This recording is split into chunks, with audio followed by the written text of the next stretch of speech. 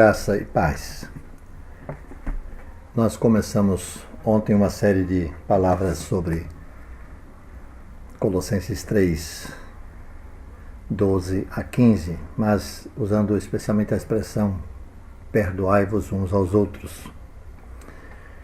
Vimos na introdução ontem como é que isso pode funcionar e deve funcionar, destacando a palavra de Paulo aos Colossenses, também a palavra de Paulo aos Efésios, capítulo 4, versículo 32, quando ele diz: antes, sede uns para com os outros benignos, compassivos, perdoando-vos uns aos outros, como também Deus em Cristo vos perdoou.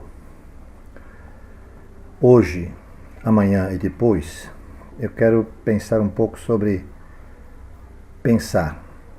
Hoje, pense em si mesmo. Amanhã, pense em seu Salvador. E depois, concluindo, pense em seus irmãos. Normalmente, a primeira reação, quando alguém peca contra nós, é pensar em nós mesmos, como fomos atingidos, como fomos prejudicados, nossa queixa, nossos direitos, nossa perda, nosso sofrimento. Essas questões consomem a nossa mente. Aí nós colecionamos e valorizamos cada itemzinho, cada sinalzinho, cada vírgula de como nós fomos injustiçados. Mas a expressão do apóstolo Paulo quando diz como também Deus em Cristo vos perdoou, essa expressão não é um incentivo à autopiedade. Um olhar atento no espelho de Deus revela não a extensão dos nossos ferimentos, mas a medida em que nós temos ferido a santidade de Deus. Por intermédio do profeta Isaías, lá no passado, o Senhor falou assim: todos nós, tal quais ovelhas, nos desviamos, cada um de nós se voltou para o seu próprio caminho, e o Senhor fez cair sobre ele a iniquidade de todos nós. Isaías 53, versículo 5. Então, não as maneiras e formas que temos sido ofendidos, mas a longa lista das nossas ofensas a Deus. Precisamos sempre lembrar e nunca esquecer que as nossas ofensas, ou se quisermos assim chamar, os nossos pecados, atingem a santidade do Senhor, o nosso Deus.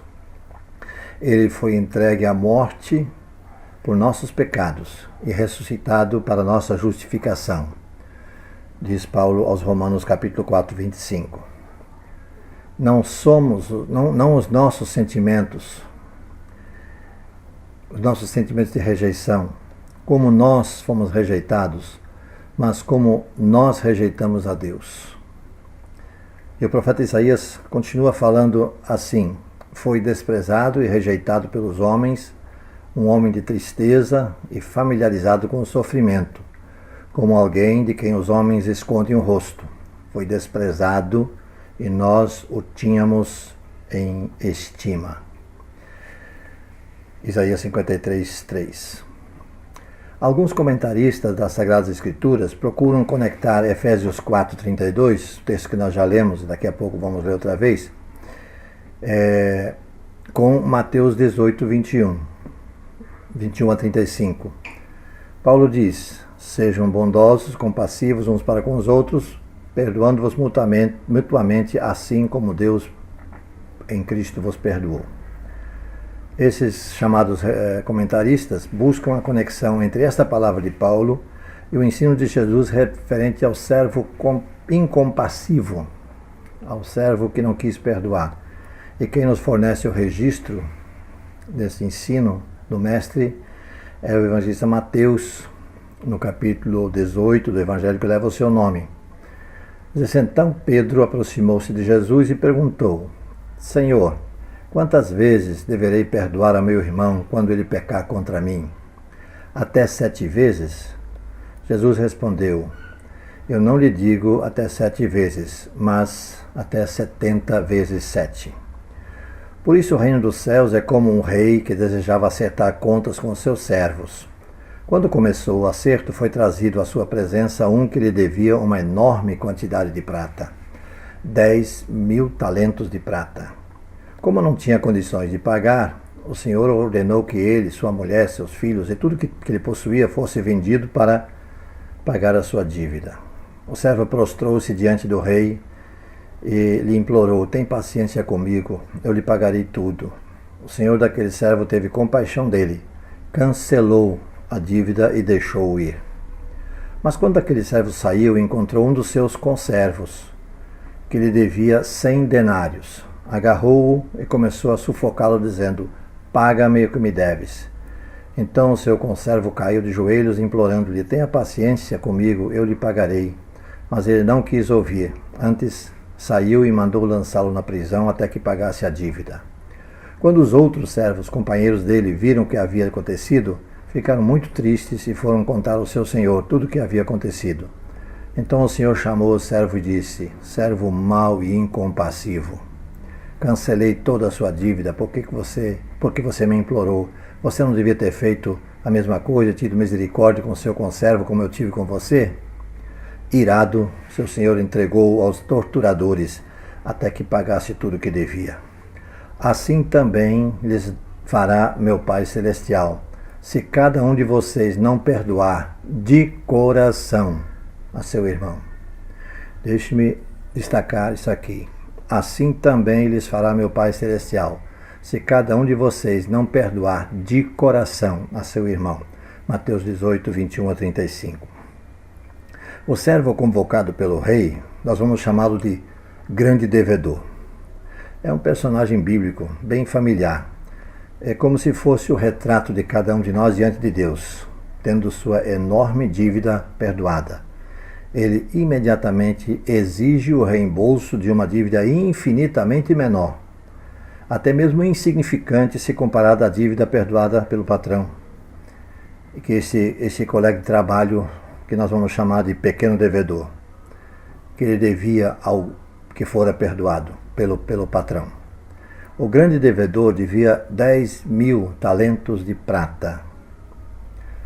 Isso corresponderia a 200.000 dias de trabalho. Não, você não viu errado, não. Corresponderia a 200.000 dias de trabalho. O pequeno devedor devia 100 denários, que representava 100 dias de trabalho. O grande devedor é igual a cada ser humano que tem uma dívida desse tamanho diante de Deus. Impagável. Dívida impagável. E o pequeno devedor é o nosso próximo, nosso irmão na fé, cuja dívida para conosco. E nós achamos que temos o direito de não perdoar.